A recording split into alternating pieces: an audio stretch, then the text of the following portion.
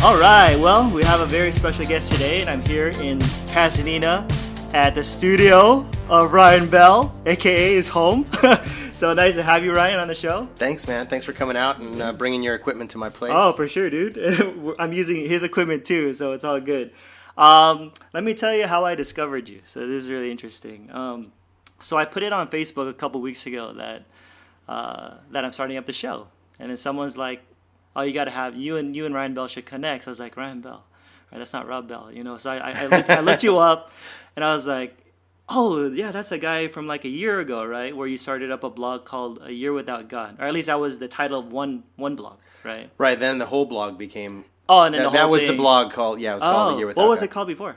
Oh, it was a brand new blog. I started really? it brand new in January of 2014. What was the name? I'm just curious. Year Without God. Oh, okay, crazy. Yeah. And success with that blog. And I remember I found that, and then I was like, oh, that's a dude that was an atheist for a year. And then to be honest, I forgot about it. So I heard about it, and then I was a little skeptical in the beginning when I at least heard of the idea.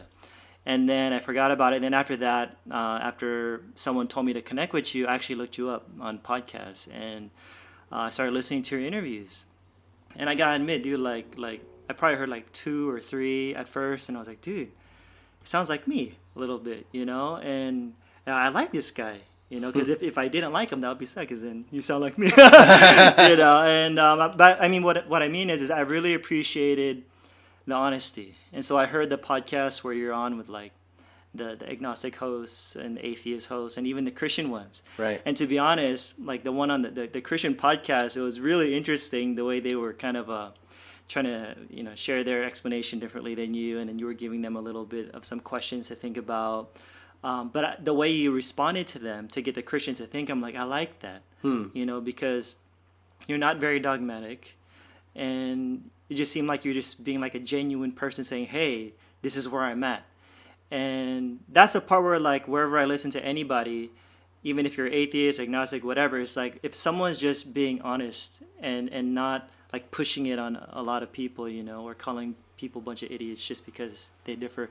I like those kind of, I'm drawn to those kind of people. So that's why I was drawn to you, bro. So why don't we start from the beginning, and just give me your story, you know, and you could start wherever you want to, but how everything ended up leading to this whole Year Without God deal. Let's see. So I started my career as a pastor straight out of my undergraduate Straight out of degree. Compton. Straight out of Compton. Straight out of seminary. Exactly. That wouldn't be a good movie. No, straight out of seminary. No.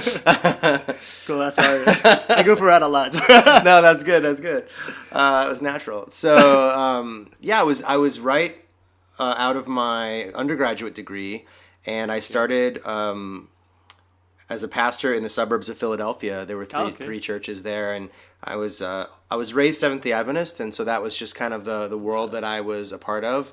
I used to say to people, I didn't choose Seventh-day Adventism, it sort of chose me. Okay. And I think a lot of us experience sure. that, you know, that whether you're Catholic or agnostic or atheist or whatever you are, in some sense, it's chosen for you in the beginning because you're a child, and then you figure things out later. But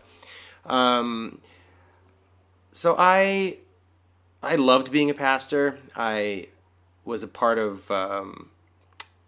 the church growth movement in the late 90s, early 90s through to the late 90s, and then went to seminary, came back to Philadelphia after seminary, was a pastor again for another 5 years, and then moved to Hollywood, where the last 8 years of my ministry, I was the pastor of the Hollywood Seventh-day Adventist Church.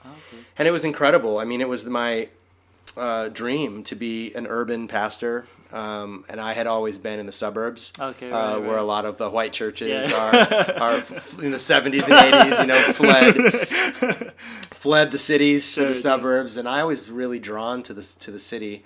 So this was a chance for me to be an urban pastor. The church was also, I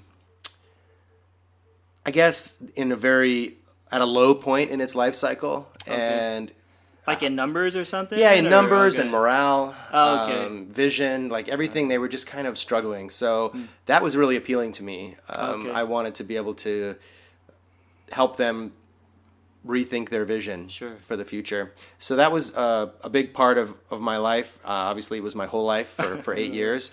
But as time went by, I just had more and more doubts about, primarily about the authenticity of Scripture, the way that it's been taught to us, as the divinely inspired Word of God, correct in all of its teachings.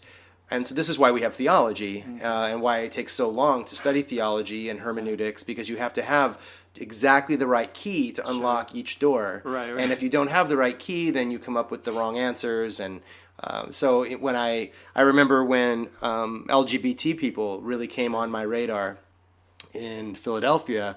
One of my prominent members had a son who was gay, and he was the first one to really talk honestly to me about what his life was like. He opened up and was able to share that with me. It was a gift, because I'm straight, so I don't know that world, what it's like, what it feels like, to grow up gay in a world that rejects you. So he really shaped my thinking, not with his ideology, but just by his story. Right. And I had to say, well, either God accepts him or God doesn't accept him, one or the other, right? So I knew these verses were saying that it's wrong, but I also knew that the verses that said that God loved each person and died for each person. And so I had a decision to make, and I think without realizing it explicitly, I decided that people were more important than beliefs, and that I needed to continue to adapt my understanding of the Bible, which is an ancient text, to the contemporary reality of my life, and especially when it came to ethics and people and inclusiveness. So when I came to Hollywood, of course, the number of LGBT people in my church just increased, partly because of the city of Los Angeles, but partly because it became more acceptable to be gay in the culture, and more people were out, and people just came to church. I baptized one of the lesbian members of my church, and this was a very gradual evolution for me.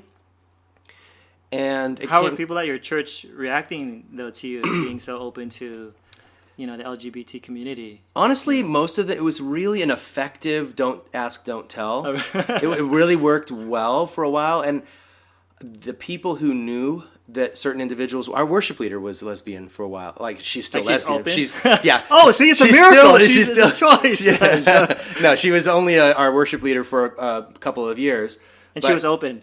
She was open enough. Like, she was open to her circle. friends. Okay. She wasn't hiding anything, but we also weren't like blasting it from the pulpit. Putting it on the screen. On the screen, right, exactly. So people who knew, and people who didn't know, didn't know.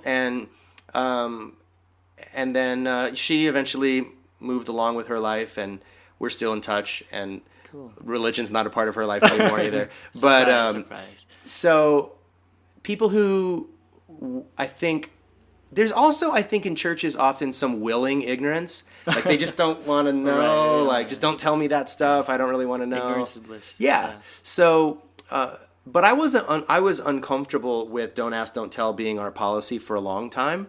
But I really deferred to the LGBT community in the church to tell me when it was time. Because I didn't want to make the church an unsafe place for them by bringing it up. Do you know what I mean? Because it's a double-edged sword. If you let it go, don't ask, don't tell, people can kind of fly under the radar, but they also don't feel fully acknowledged. If you bring it up as an issue to be discussed, it could easily go the other way. And the church could clamp down on all those things, and they can be out. So it could be equally painful that way. So we weighed our options, and I just basically told the dozen or so LGBT people in the church that when they were ready to do a big discussion about this in the church and try to push for full inclusion publicly, that we would do it. And I was just getting ready to do that. We resisted Prop 8. The Seventh-day Adventist Church supported Prop 8 in California. What year was this, by the way? That was 2008. 2008, okay. The first Obama election. All right. It was the same year that Prop 8 in California was on the ballot, which passed initially and forbade same-sex couples from getting married. And a few of my friends and I started a thing called Adventists Against Prop 8, where we, stood up against our own denomination who was endorsing Prop 8. And I thought I would get fired back at that point. But there were these, I say these things to say little cracks started to open in my relationship with the denomination, the Seventh-day Adventist Church. My congregation was great, but the denomination who actually hired me and pays my salary and all of that was increasingly uncomfortable with me as the pastor of the church. I also wasn't going along with their ideas about end time events and the soon coming of Jesus, and the fact that they're teaching that the Seventh-day Adventist Church is the remnant church, meaning the Adventist Church is special more than any other church, and I just couldn't see it. I was like, yeah, the church is special the way my mom thinks I'm special, but let's be honest, I'm no more special than you. Right. You're no more special. Well, my mom said. I know, exactly. And that's really what it comes down to, like church is like, well, we're the special church. Exactly. And then the other church is like, no, we were told that we were the special church. Right. And I rejected all of that. And they eventually, in 2013, some things came to a head. And I decided I wasn't going to bob and weave anymore. Like I was just going to stand up and take the punches. Right. And I said, I told my boss, it's truth day. Tell me, ask me anything and I'll tell you the truth. And we went through a list of things like homosexuality, creation and evolution, church polity, evangelism. Is your boss at church or like the headquarters? The headquarters. Oh, yeah. Okay. I mean, I was the boss at church. Oh, like I had a board that I was accountable to, but I was the head pastor. But it was my boss at the denominational office. And at the end of that, I mean, it was a peaceful conversation. I mean, we disagreed about almost everything, but it was not like shouting or anything like that. And he basically said he was, really grieved by everything, but that he didn't see how I could continue to be a pastor anymore. And I was like, yeah, maybe you're right. I guess I've outgrown it, you know. He's like, you're going to hell. He walks away. I'm happy for you. He walks away. You're going to hell. Luckily, Adventists don't believe in hell. I know. It's like annihilationism. Annihilationism, which is just as bad. Yeah, exactly. You get burned up in the hell. At least you don't burn forever. Exactly. Like that's at least a little step worse. in the right direction. So, so then I stepped down in March of 2013. And from March until the end of the year, I was really in this searching mode. I went to some evangelical churches here with some friends, just to church shop a little bit. I went to my friend's Episcopal church here in Pasadena. Okay. And it was also awesome in some ways and really troubling in other ways. And like in what ways? Troubling? Or both? Well, like, what did you like about some of them that were different from your church? And I mean, the Episcopal Church here, All Saints, is great because of its history of social justice activism. Right, I mean, their history goes back to, their emeritus rector, who's still alive, marched with Desmond Tutu in South Africa to resist apartheid. That's dope. Yeah, and they were, they were fighting against nuclear proliferation in the 70s and gender equality during the ERA fights, and they've been doing this forever, Sure. So for evangelicals to come along and be justice Christians, they're like, oh yeah, we've been doing that since like forever. So they're great, but the part that's, they're still very specifically Episcopal. Okay. Very denominationally specific, lots of high liturgy, which I kind of love in the way that I love an art museum. Okay. But it was hard to connect to it, on a deep personal level. It's also very Anglophone, it's very white. Okay. Congregation, as many, proper liberal congregations are. So I even went to a Catholic church thinking, well, the Catholic churches, that I knew had like 7 masses on a Saturday night to Sunday night, and 6 of the 7 are in Spanish, right? Because there's so many, immigrants there. And I thought, well, that's authentic, And I had been doing social justice work alongside these immigrants and alongside, workers, struggling for fair pay and all this kind of stuff. So I knew some of those priests, and I thought, well, maybe Catholic's not so bad, but it's so Catholic, there's so... rituals and all that stuff. And just stuff I can't buy. Like, I went from one misogynistic, homophobic religion. I can't join another one, it's too much. So as much as I appreciate the social justice tradition of the Catholic Church, the thread of social justice that runs through, I couldn't feel comfortable joining. So by the end of the year, I felt like I really didn't have a home anymore. Maybe I'm one of these spiritual but not religious people, which when I was a pastor, I just couldn't stand that. Because to me, all it meant was that you were too lazy to get up for church on Sunday morning, So I was like, and it was gross to me. Like, if anything, I always identified like religious but not spiritual. Right. I would be more comfortable being religious but not spiritual. But everybody was spiritual but not religious. I could never identify with that. So I thought, well, I'm not spiritual either. So what am I? And I got to the end of the year, and I had done some of this like atheism for Lent stuff that Pete and I had talked about for a year. Pete Rollins and I had talked about. And so I had been doing that for 3 or 4 years. And every time I did atheism around Holy Saturday, the day before Easter, I thought, God, this is compelling. You know, it makes more sense than Easter. Yeah. Because I always found like Good Friday was easy to preach. Holy Saturday, that was easy to preach because I know about loss. I know about grief. I know about disappointment. We'll come Easter Sunday, and I mean, I have no point of reference for this. Well, you know, resurrection. I mean, a few times, right? Sure. We experience like winter turning into spring. You know, we experience new birth. You know, the cycle of life and all of that. There are some analogies to resurrection, but I have much more experience with the other stuff. So when it came to, you know, exploring atheism, I gave a couple sermons called God is Dead, where I talked about the death of Jesus being sort of the end of the game for the disciples. Where was this at? At my church in Hollywood. But you weren't the... I was the You were pastor. still the pastor still? Yeah. Oh, okay. Oh, so you were wandering around while you were pastoring? I Like you were still checking was. out- I was okay. reading. I mean, I've always been a student of philosophy and theology, and I had been reading, you know, post-colonial, post-structuralist Okay. kind of thinking, you know, death of God theologians. Okay. So I was aware, but it's, you know, to me, and especially from where I sit now, it's very boutique kind of thing. Right, Do you know what I'm saying? Uh-huh. Like death of God theology, radical Radical theology. theology and all that. It's very boutique. Like if that's your thing, like it's Yeah. like studying Shakespearean, Elizabethan English, Right. like being an expert in that. Like, Right. sure, like if that's your thing, knock yourself out. But it doesn't really relate to Yeah. anything here, Right, you right. know? So, and I can dig that as much as anybody. I kind of love it. But so when it came to the end of 2013, I thought, you know, the only thing I really haven't honestly, seriously considered, just in the back of my mind, but not really in the front, is maybe there's no God. This would be the explanation for so many things, like, you know, prayer seeming to be, you know, pointless in terms of like petitionary prayer, intercessory prayer.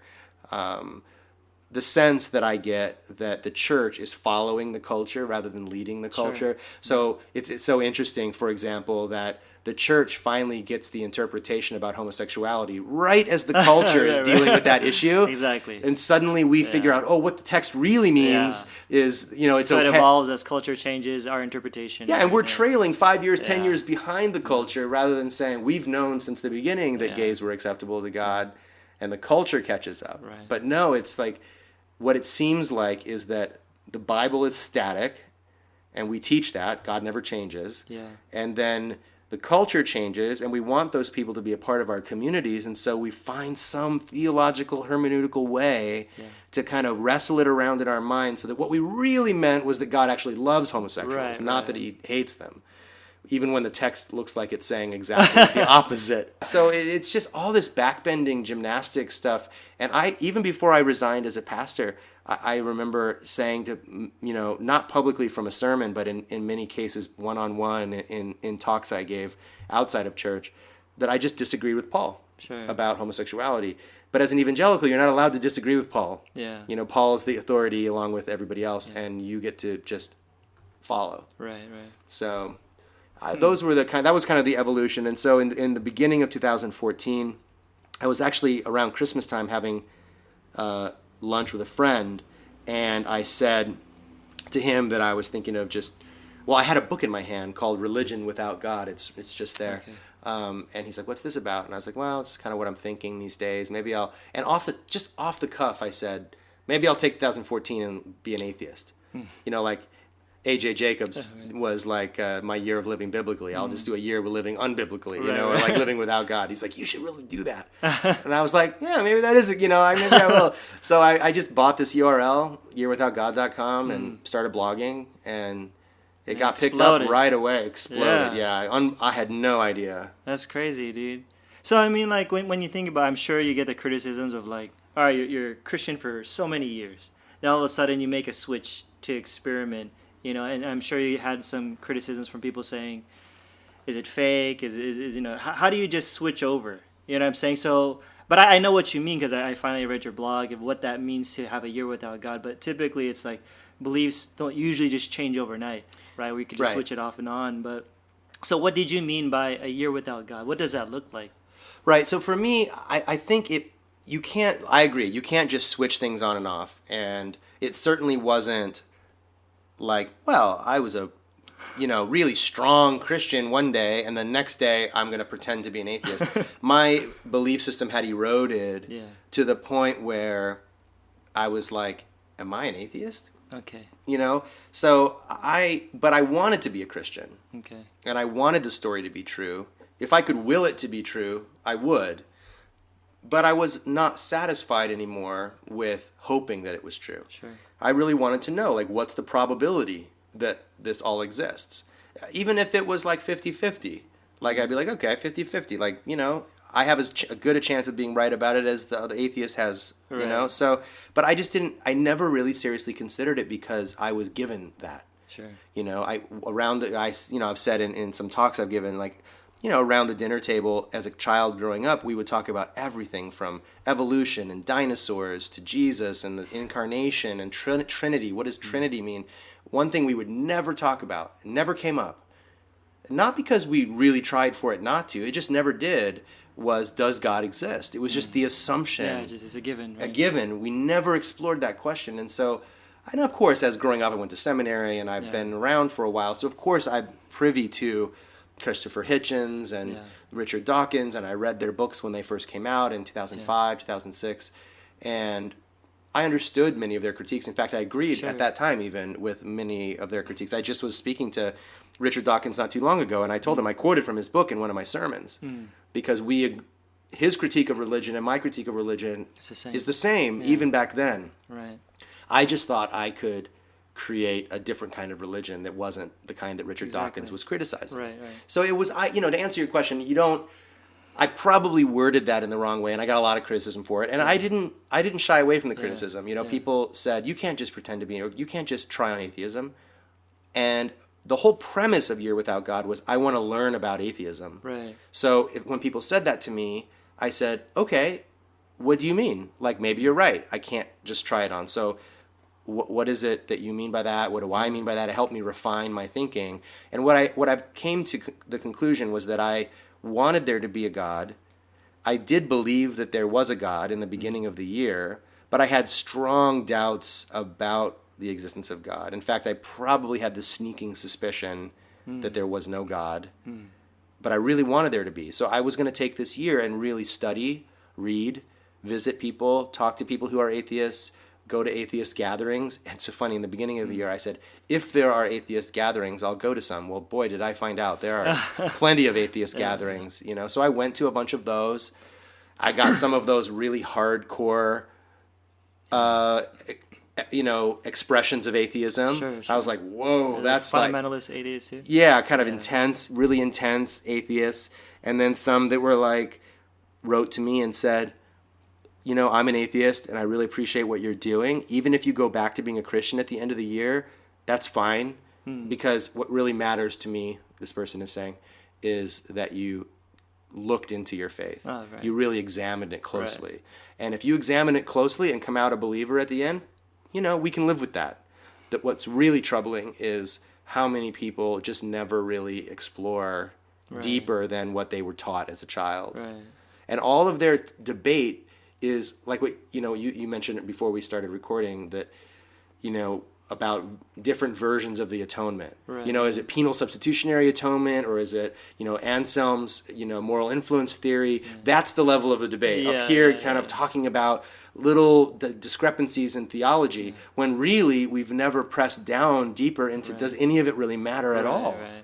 Are we sinners? Do we need salvation? Yeah. What kind of God would create us in such a way that we he would allow us to fall into this sin, experience all this suffering, so that he could come in at the end and be the hero and save us? Right.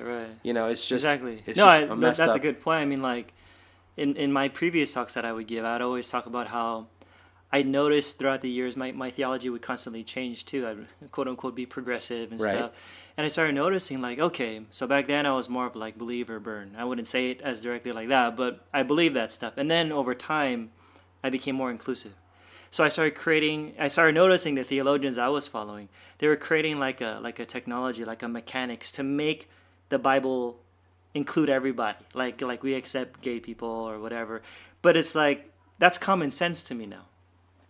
Oh yeah, everyone can love. Because back then I actually thought non-Christians can't genuinely love. I actually believed that back then, because the Holy Spirit wasn't in this. You kind of have to believe that because if God is the one who teaches you to love, then if people don't have God, exactly. Why would you need God? Unless you're a Calvinist, right? You have to be born again first. God, that's a whole nother thing. That's the thing. So I started noticing a lot of these unnecessary mechanics and technology. This is how you're able to love because you have Christ now, and I would have conversations with people about, look at this lady, she's not a Christian, but she loves her child. It looks like she loves her child, and so I think those were some of the things I started to notice, that the versions of Christianity that I was following, even though they were more progressive, I felt like maybe these are kind of unnecessary, the mechanics of it all, of trying to make this, okay, you thought the Bible said this against gay people, and now we have a version where God doesn't, hate gay people and stuff like that. Well, if you didn't read a Bible, would it really be an issue? But it's like you usually read the Bible, and that's what kind of creates these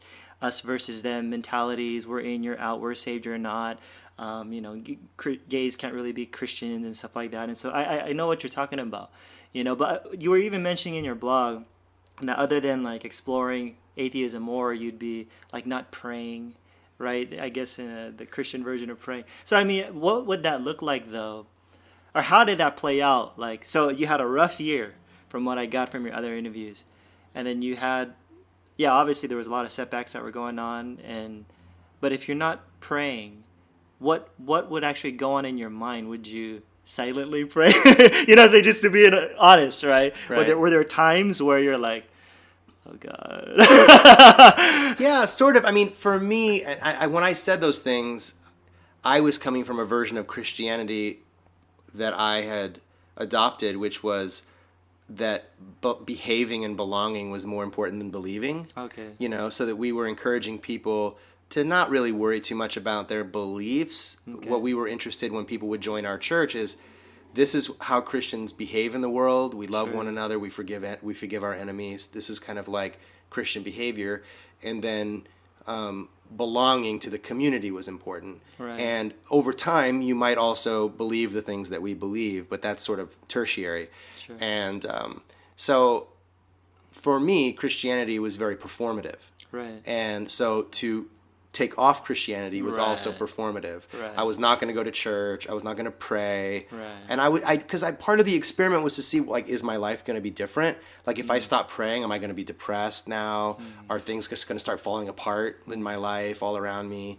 Because things had already been falling apart around me, and I was praying. Right. So does it make a difference? Because my opening question in the first blog was, what difference does God make? Right. Because to me, a God who makes no difference is functionally equivalent to atheism. Right. So if there Keep going. It's all good. I'm gonna turn it off. Go ahead. Keep going. So if there is a God, let's say there is a God, but it's functionally the equivalent of doing nothing in the world, that's essentially atheism, isn't it? What difference does it make? So that I was saying, okay, I'm not going to pray. So what I did do some things, I joined the Los Angeles County Museum of Art, and I would go there once a week, and the food trucks are out there on Saturday. If you go to the museum on Saturday and go eat at the food trucks, that's like a religious experience. You know what I mean? The food and the art and the nature and just kind of the beautiful weather. So I was, that was my church. I used to say. That's a good religion. Very good religion. History and art and architecture and beauty and food. I mean, what else do you need? This hedonism in a way. People kind of take hedonism and make it into something bad. Yeah.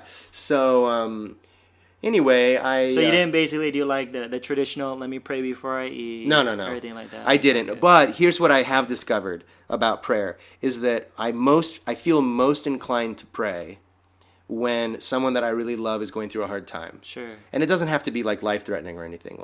If my daughter is really stressed out about something at school and there's nothing I can do to help her. Right. She just has to finish that report. Or she's going to have a hard conversation with her teacher. There's no way around it. She has to go to school and have that. And in the past, I would say, God, just go with her and give her peace and be with her in that challenge that she's facing. And that kind of gave me the sense that, okay, I can't be there, but God will be with her, right? So I still have that feeling I want to send God with my friend or my loved one or whatever. So I decided at one point during the year that I just wasn't going to resist that. Impulse anymore. I was just going to go with it. Because it's natural. It's conditioning for so many years. It's just natural for a lot of us people who grew up in the church to just think, all right, God, where are you? I Right. need you. You know. And sometimes people say things like, I'm going to send you good thoughts, which, Right. I don't know. Or good vibes. Or good vibes. Like, and I think that doesn't really mean anything Right. in the actual world. But it does communicate something. Like, if you're going through a hard time and I say to you, I'll be thinking of you today. Yeah. And I call you maybe at 3 p.m. I'm like, you've been on my mind all day. I've been thinking of Yeah. you. That means something Like to you, someone right? cares. Yeah, it kind of lifts your burden a little bit. Someone cares. Like, someone is actually going mentally through this with you. Right. And so I think prayer in the secular sense, I don't know that I would call it prayer, but you could, Sure. is that sense of like, I'm with you in my thoughts. Sure. I'm connected with you Right. in my emotions. Right. I'm empathizing. Empathizing with you. Yeah, exactly. And so prayer maybe is just verbalizing that empathy, like saying, I'm going through this with you. I feel for you. Right. And if there's anything I can do, if I think of anything, I'll do it. Sure. I'll be there.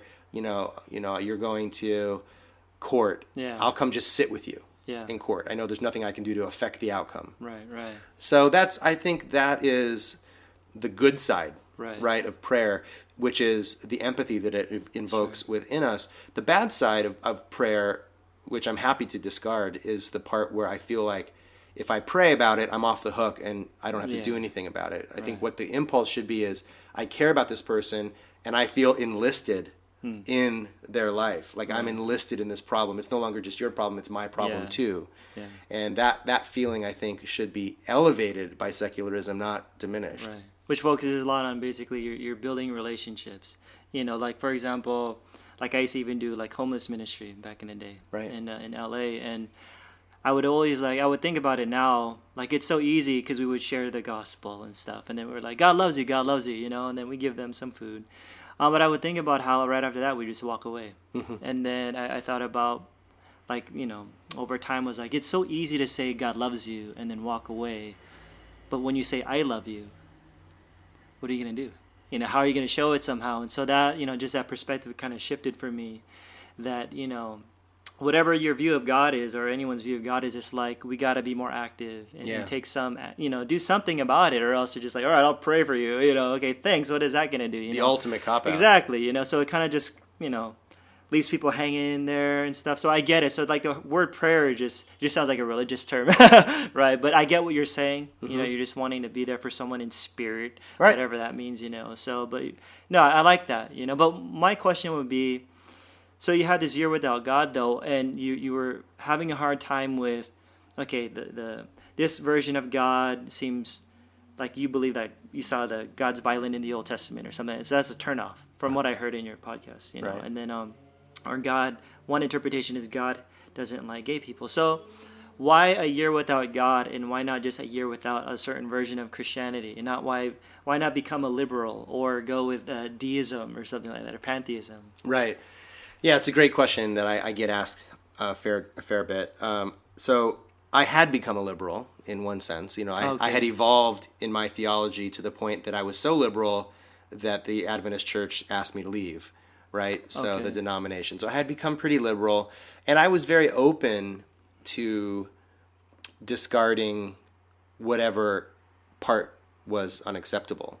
I could discard conservative religion and be a liberal, or I could discard Christianity and be, a Buddhist, or, there were multiple options, right, available to me. And I sometimes have described it like, peeling an onion, so you take off the outer layer, which is, except for me, was Seventh-day Adventism. And that was easy to take off, because it was already killing me. And I didn't believe it anymore anyway, so I take that off. And you feel liberated, like, I'm not an Adventist anymore. I don't have to carry that heavy burden, right? So then you're like, I guess, what does that make me now? I guess I'm just a Christian without the label, right? So maybe I'm just non-denominational. So I tried that out. Like I was telling you, I went to different churches and nothing seemed to fit. So then I took that layer. I thought, well, maybe the problem is not the brand of Christianity. Maybe the problem is deeper than that. Maybe the problem is Christianity in general. So then I would look into that, and I thought, well, maybe I'm just spiritual. But then I didn't feel very spiritual. The problem was deeper still. So at this time, if you don't mean, was it more of like, were you still not into inerrancy then at that time? Oh no. Oh, you reject that. a long Yeah, time yeah. ago? I mean Okay. in fact, Seventh-day Adventists aren't much into inerrancy in the really? beginning, Okay. although you would never know it by I listening didn't to know that. most, pastors. But we had a combination kind of theory of inspiration, which is like God's word and human words. Okay. Right. You know, so it was They can make mistakes and all. right. One of the sayings in in Adventist church was God's.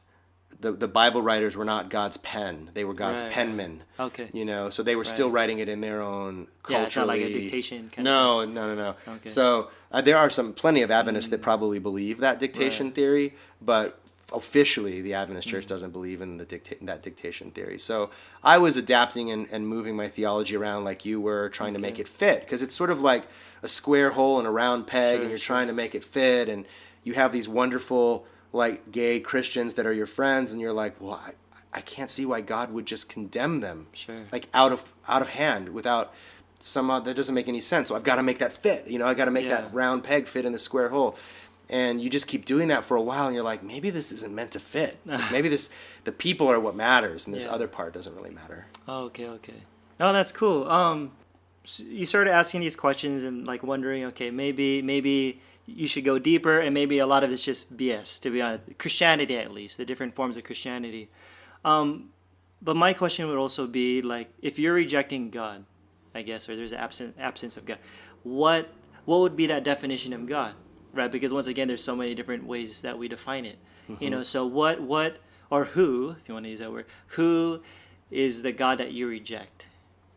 Right. So that's a really good question, and Thank you. yes, absolutely. Because the word God is so slippery. Exactly. And everybody that wants to stay theist, Yeah. just all they have to do is redefine God to mean Right. something else, and now they can be theist. It's very simple. So for me, again, it was these layers.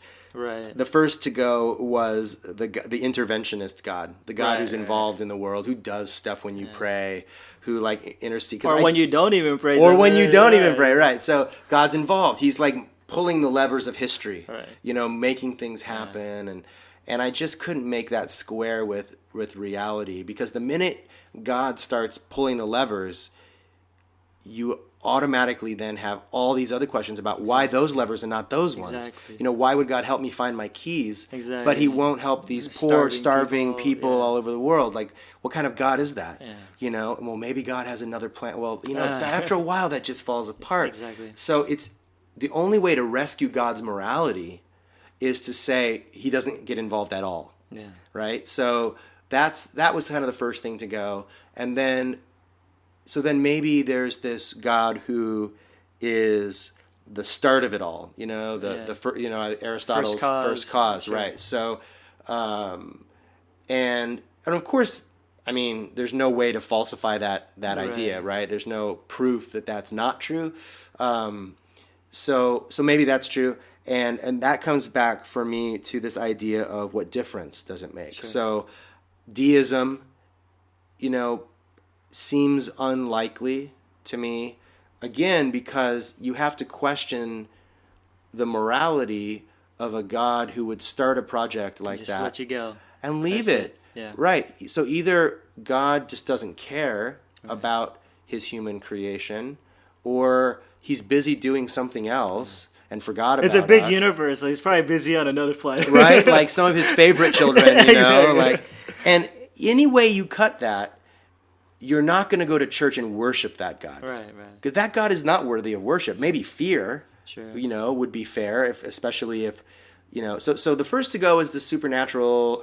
So anyway, I guess the simple answer is, for me, the God that I would say doesn't exist is a supernatural being Right. who exists in the world, in the universe in some way, immaterially, but is involved once in a while Right. in our lives in some unpredictable pattern. Whenever he feels whenever like he feels like it. So, Tillich tries to get around this by saying that God is not a being, Right. So Tillich kind of introduced this idea of The ground. the ground of all atheistic being. Christianity Yeah. in a way, the ground of being. Like, God is, in a way, like the context Yeah. in which being can come to be. And and again, this is a non-falsifiable claim.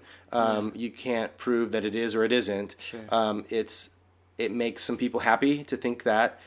I just don't think it's necessary. Sure. And so I kind of went with a kind of Occam's razor approach for myself, where I said, what's the simplest explanation, for this? What's the most straightforward? Why introduce a complexity like a God when so far science and philosophy has been able to grapple with these questions in a way that's adequate to our thriving as a human species?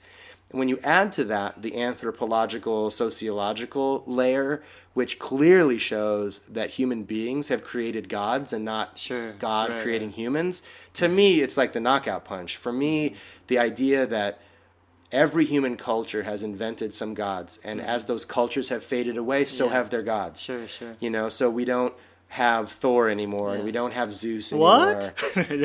This bumper sticker that you see sometimes that says, Jesus is God, read the Bible. Okay. Have you seen this? I don't it's know. very blunt, Jesus is God, read the Bible. I'm not surprised. But it's like, kind of like, you jerk, So I remember I was still a pastor. I was driving home from church one day from the office, and I had seen those other ones, but then I drove up behind this one car, and on this car was a bumper sticker that said, Zeus is God, read the Iliad.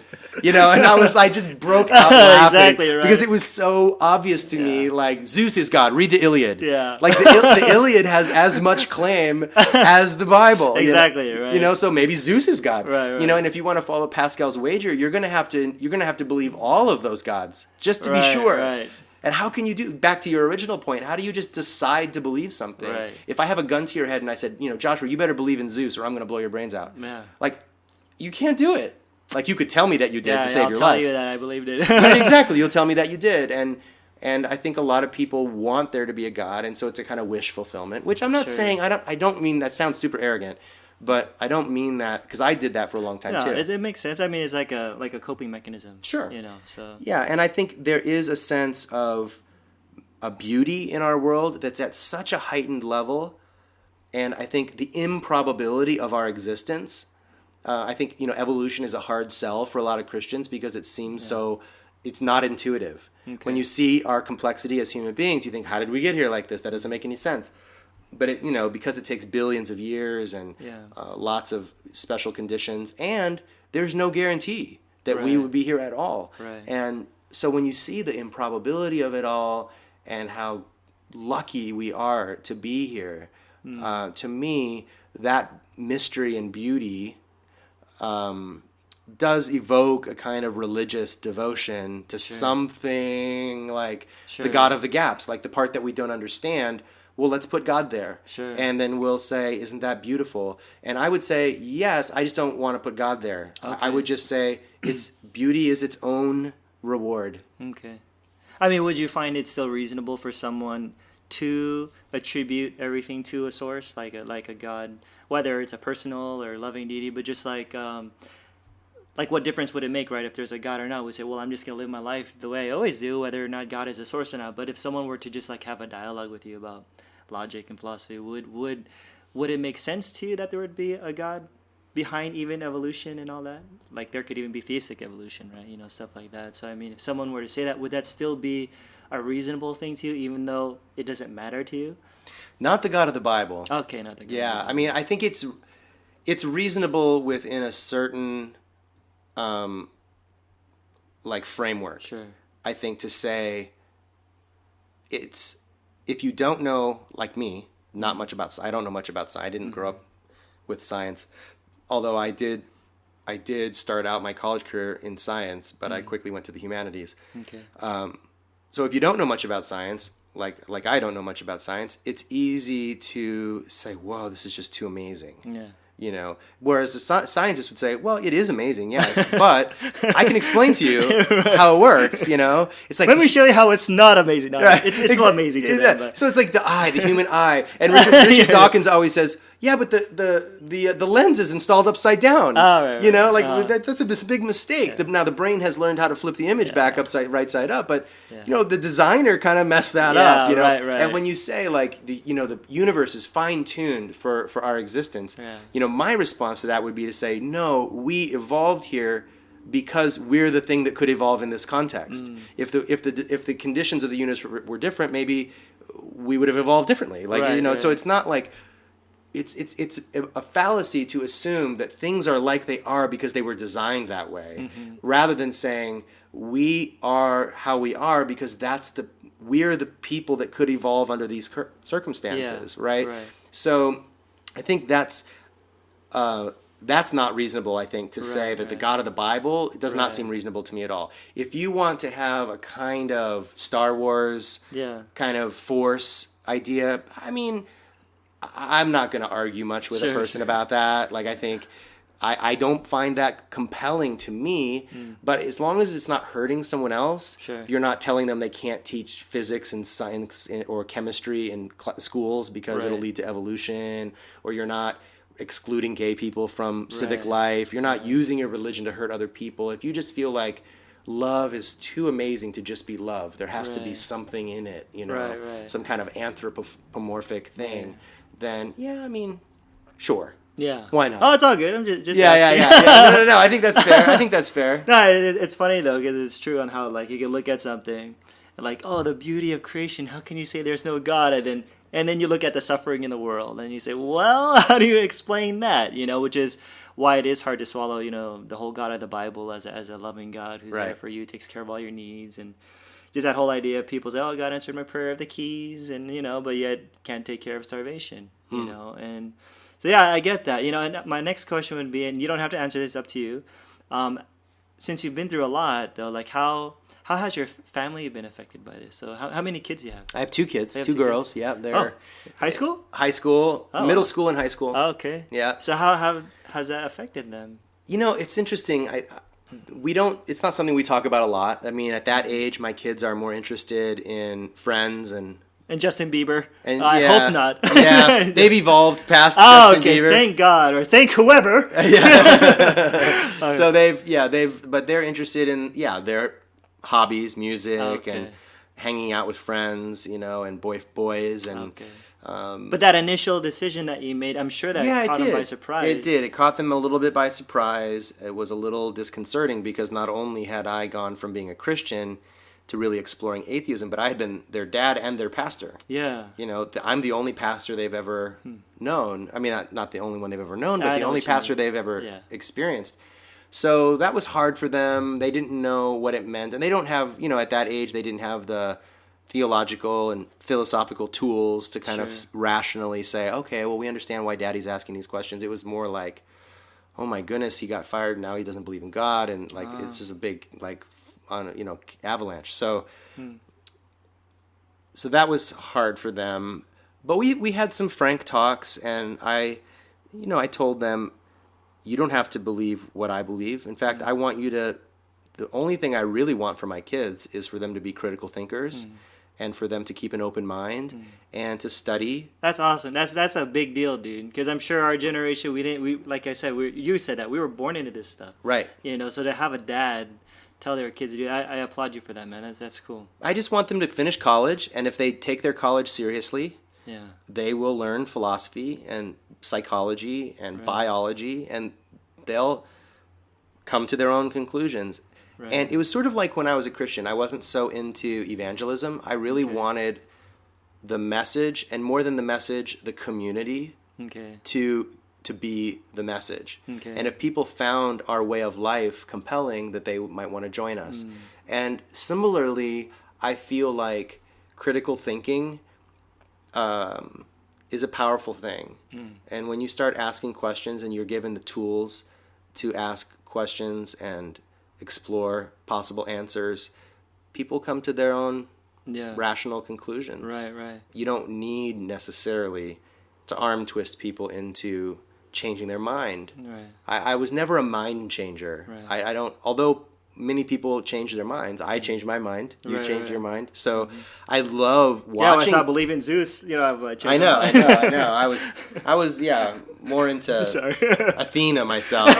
She was very attractive, and Yeah, that affects you. That affects our judgment. But speaking of community, though, that does play a role. I notice in like a lot of people's lives when it comes to belief. So, for example, I know people who they didn't become Christians because of an apologetics argument. The ontological argument convinced me. Right. It's usually been because of community. Like Right. they go to church and these people are so loving. What's so different about them? So I'm wondering, like, when you went through this journey of atheism, you go to these conferences, or I've been to a lot of conferences. Yeah. Do you think how much of a role do you think that played in your belief, in the sense of because you got a lot of support from atheists? Yeah, I mean, I think to discount that community aspect would be foolish. Yeah.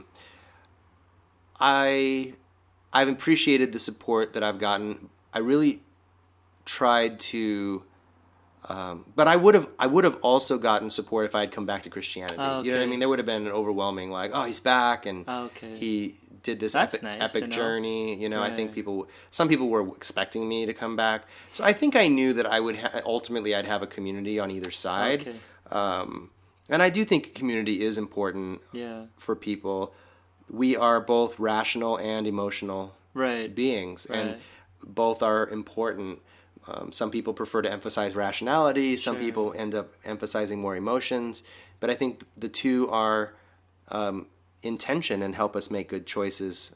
So I think that aspect of community is really, really important. And I think the secular community is learning a lot right now about forming secular community. Okay. Because like people churches. sort of like churches, I've heard of gatherings. atheist churches and stuff. Yeah, and it's similar to.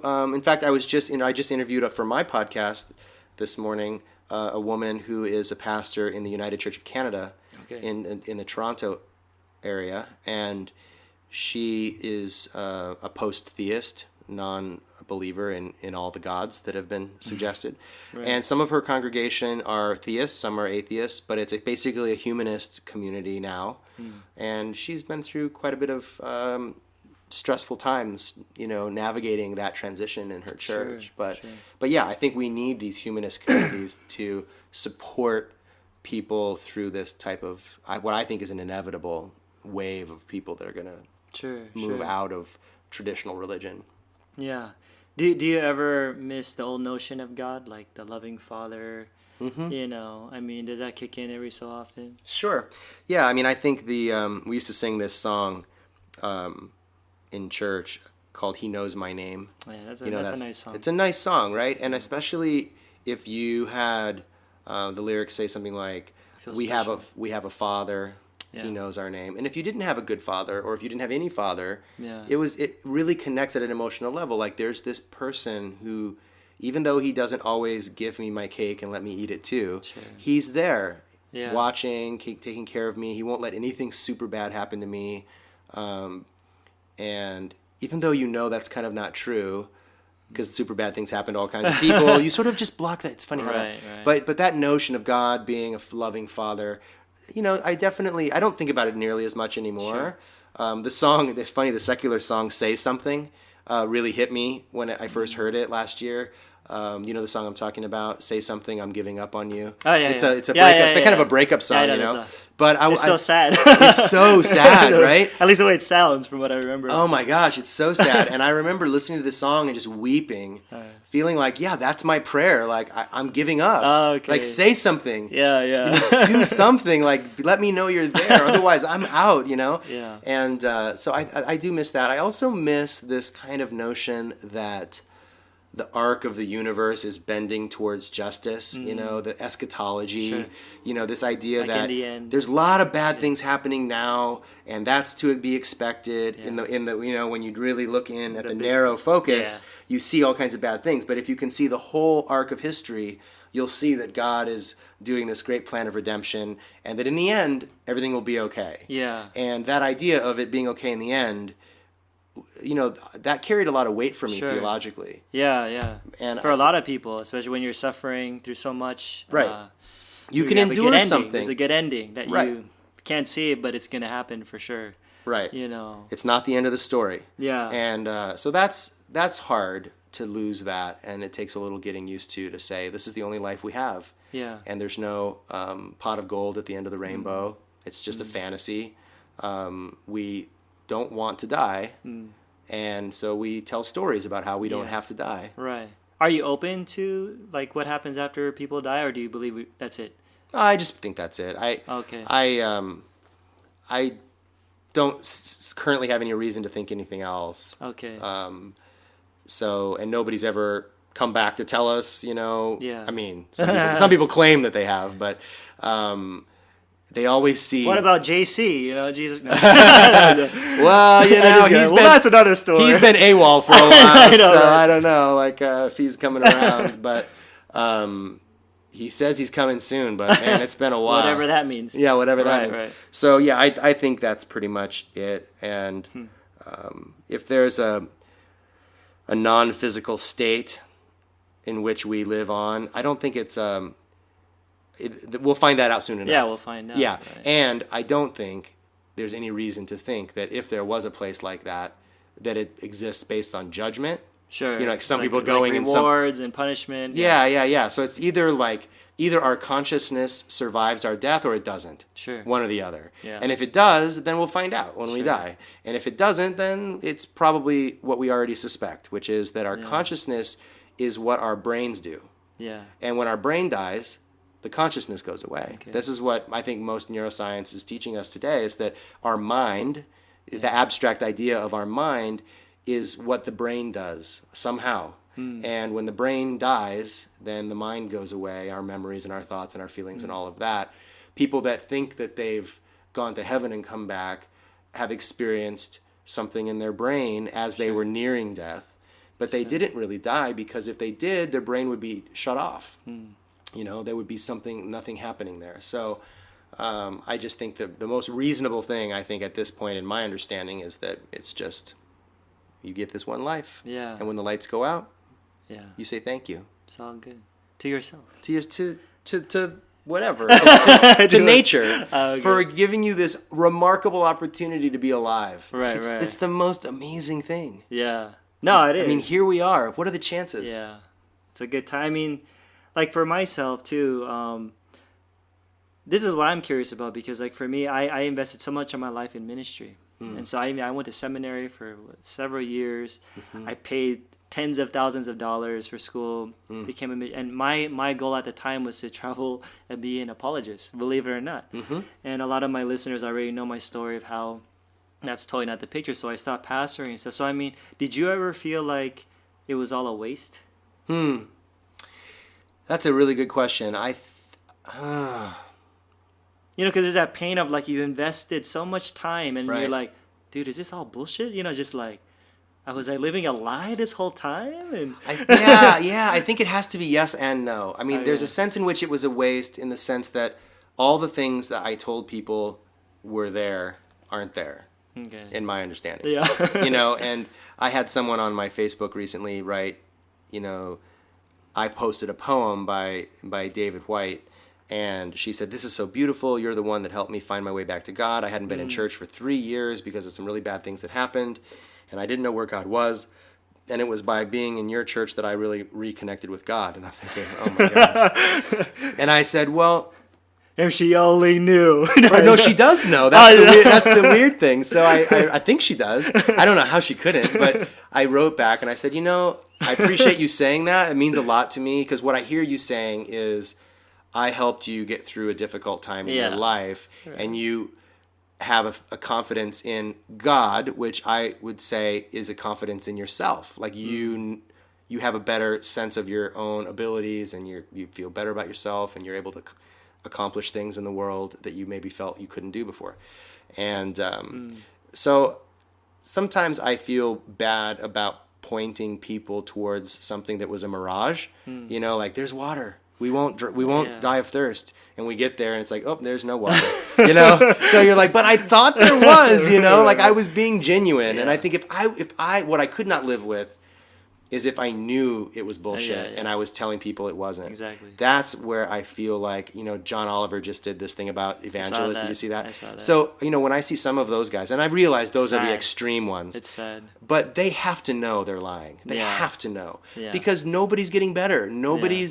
Their debts that they promise are going to be erased are not erased, All that's happening is those evangelists are getting rich and everybody else is getting poor. Yeah. And they have to know either that or they're seriously mentally ill, Right. or they're defrauding yeah. people, intentionally defrauding people. To me, that is abhorrent. I could never live with that. But what makes it okay for me is that I was doing the best I could do. Exactly. And I think in doing that, people felt loved. People felt included. People felt welcomed. We welcomed gay people in our church when the rest of the Adventist church wasn't doing that. And that meant something to them. Some of them are still at that church today.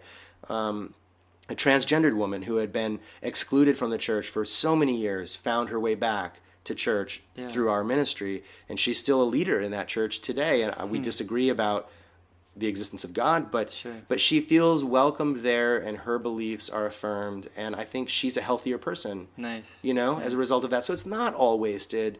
And my goal as a pastor too was always to say, let me try to meet you where you are and help you take the next step in your journey, wherever that is. And it takes a while for you to say, like, because I would have conservative people in my church that were way more conservative than me. And they would say, but what about this and what about that? And in my mind, I'm thinking, oh, that's bullshit. It doesn't matter. Don't worry about that. Right. But I could say, don't worry about that. But it matters to them, right. That's where they're at. So how do I meet them where they're at and help them take one step towards like God's grace? Sure. Like to say God's not a judgmental. God's not mad at you. God's not mad at you. Yeah, all of that. So that was my goal, and it's still my goal today. I mean, the thing I'm doing now, Life After God, is really about the same thing: taking people where they are, finding them where they are, being a listening ear, and just helping them in whatever way they need. And maybe they don't need my help, which is fine. But if they do, helping them have the tools to think critically about whatever questions they have. To me, if you identify your question, whatever it is, your questions, and ask them sincerely, you won't go wrong. Sure. You may end up coming to very different conclusions than other people, but that's okay. Yeah. We don't all have to agree about everything. Right. Just like to each his own, as long as you don't hurt other people. That's liberty. And don't worry, we're almost done. But I have this question that Sure. I'm sure you've been asked before. I'm a little long-winded, sorry. Oh, it's all good, man. What would it take, right, for you to believe that there's any kind of God? And if there is, and if you're asking for evidence, what would be considered legitimate evidence? That is, that's always a really hard question. I think the first thing that comes to most people's minds is, if God would show up right here and tell me himself that, but that still doesn't solve the problems of suffering and salvation and violence in the Bible. God could show up and say, everybody's got it wrong. Sort of like the Shack, right? Did you read the Shack? Yeah, So, the Shack. This guy goes, God's a woman? Yeah, God's a woman, and she's not responsible for any of this, mess. People created all of that. I suppose that I don't know what it would be like. It's all good, Yeah, I'm not demanding an answer. No, I know. It's a really ask. interesting question. I think if the easy answer is to say evidence, but then what evidence? What's considered evidence? Yeah, I think it would. There would have to be evidence, but there would also have to be explanations. For why the world is the way it is.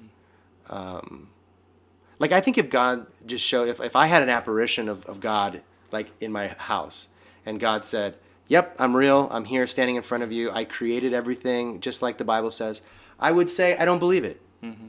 I don't believe you. Because of all the reasons. Sure. You're gonna be skeptical of you're that. gonna have to do better than that. Yeah. Maybe I'm having a hallucination or something, because it still doesn't solve the problem. If you are standing here in my living room telling me you're God and you created this like this, then you're an asshole. Right. And maybe you exist. This is the one thing Christians don't take into consideration. And I never did. Maybe there's a God and God's a tyrant. Maybe God's evil. Right. Think about that Who knows, possibility. Right? That's terrifying. Yeah, that God did create all of this, and or it's sort of the you saw the movie Prometheus? Oh, I'm not sure if I did. It's sort of the prequel to the Alien series. Okay. It got bad reviews for lots of reasons, but the concept is interesting. in which I did watch that, but yeah. yeah, so or the idea that like to me it's sort of the 7th grade science fair concept, so God is a 7th grader in another universe, and he's saying, let me see if I can create human, little creatures, and so God has like a little ant farm, and he has people in there, and blah, blah, blah, and then he's like, and he goes on to something else, sort of the totally indifferent God. Exactly. Like that, if there was evidence for that, then I would say, okay, that makes sense. Okay. There's a cosmic creator out there, and maybe SETI, the search for extraterrestrial life, intelligence, we'll find this intelligence out there that eons and eons ago started a little science experiment here on Earth, and we're the result, but they don't even know. Yeah. Like they walked away from it, millennia ago, and they don't even know we're here. So that's reasonable to me. Okay. It seems implausible, but that's a possibility, right? Like Michael Shermer says, that what's he called? Shermer's last law, which is that if we encountered an extraterrestrial intelligence, it would be so much more advanced than us that it would seem godlike to us. I mean, what is God except just a creature that's more powerful than we are? Like a supreme version of us. A supreme version of us, which is why it's probably a projection, sure. of our imagination or our wishes or whatever. So it would be very difficult to arrive at the loving God. Yeah, no, I feel you with that. For sure. Well, what's next for you? I'm doing a project called Life After God, which is, we'll be launching it, I hope, on September 1st. This is a movie.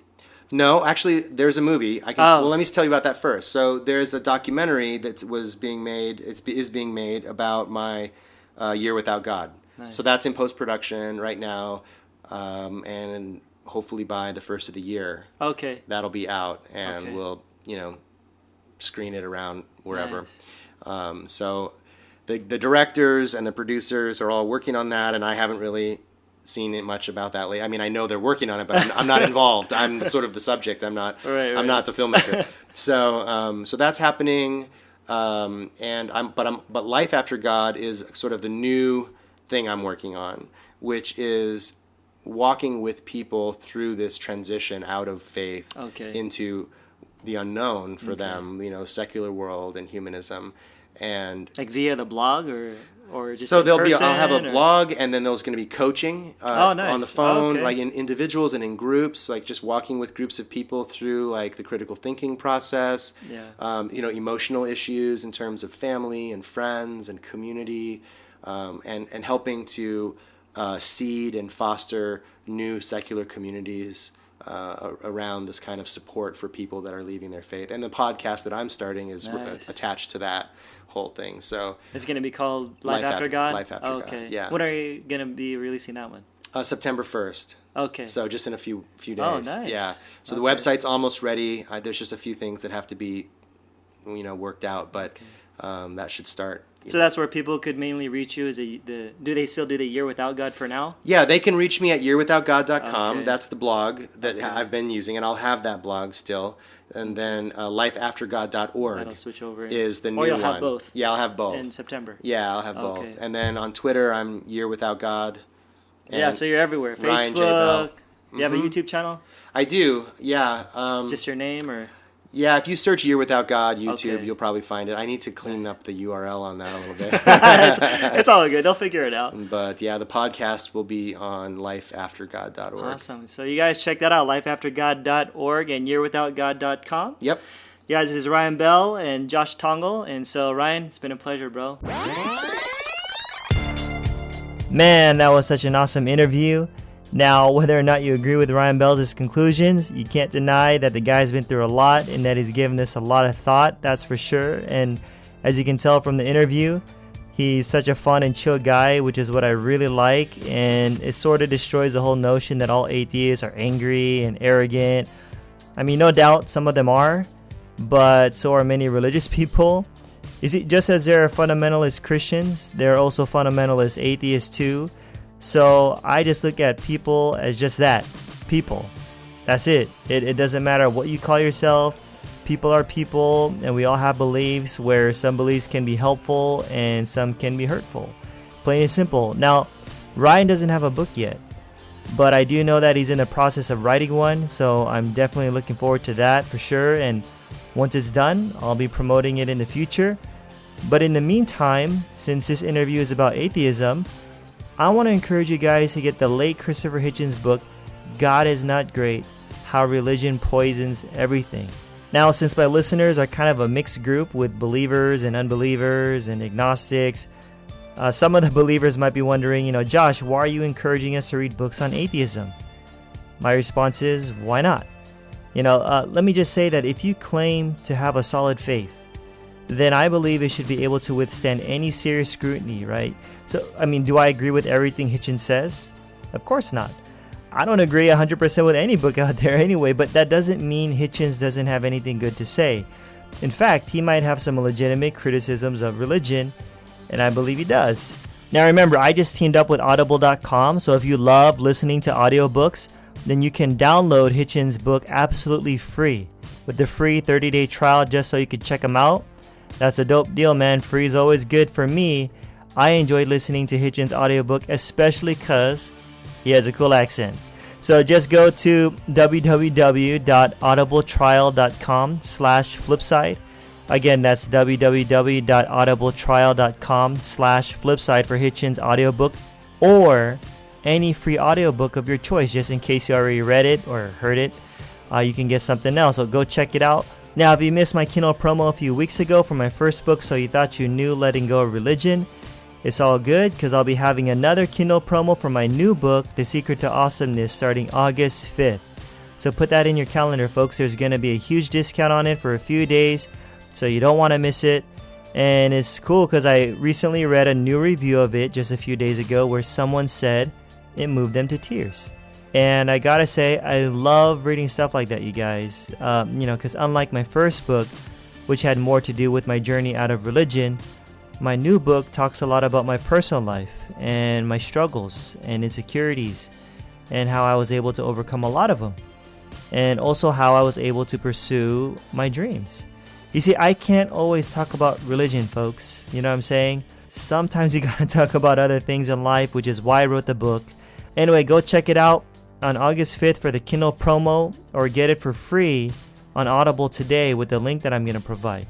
So remember, all the links and resources mentioned on the show, it's going to be in the description, so don't worry about it.